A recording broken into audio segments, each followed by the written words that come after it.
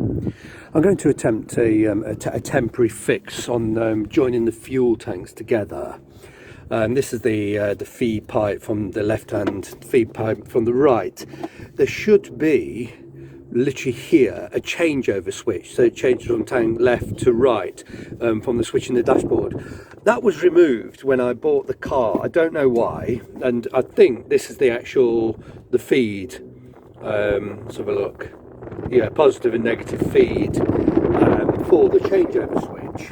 It's just been removed, and it's even got the holes where if I get a new one, where I will be getting a new one, I'll be able to put it just back in place. Now, what happened the other day? There are switches underneath the wheel arch. You have to take the wheel off. Anyway, it's the return. There's one in each wheel arch. There's a return valve, because whichever tank the fuel is drawn from, whatever doesn't get burned gets returned to the correct tank. It was what had happened. One of the switches, either one or both, had failed. I'm not sure which. I don't even know if the right hand one works, because I've never used it on that tank, because mostly it runs on LPG gas.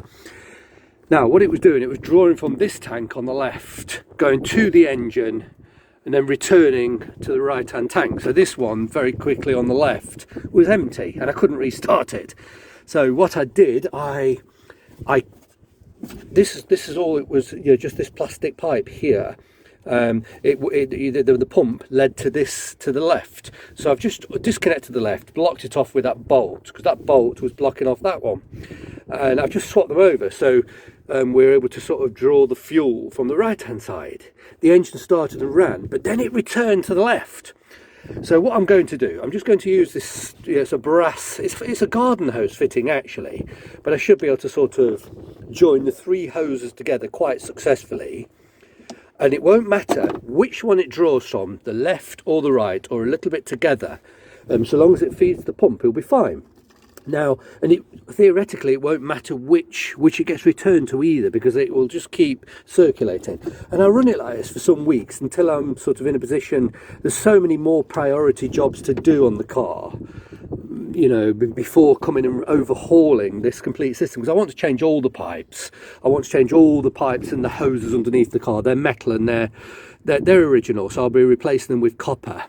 In fact, I've got a roll of copper down there, and but at the same time I'll change all the valves. So I'm going to fit this, and we'll see how we go with it. But I think it will work quite well. But I won't be able to fill the tanks.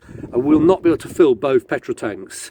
What will happen if they're both full, and it will draw a little bit from each tank at the same time. So a small bit from the right, small bit from the left, feeding the pump, but it will only return to one tank or the other. So it will return at a 50% greater rate of which it's being drawn out. And if the tanks are full, it will simply overflow and run down the wings. So I'll probably keep a third of a tank in each. Maybe, so even if both get pumped into one tank, it will only be 2/3 full. There'll be no risk of overflowing.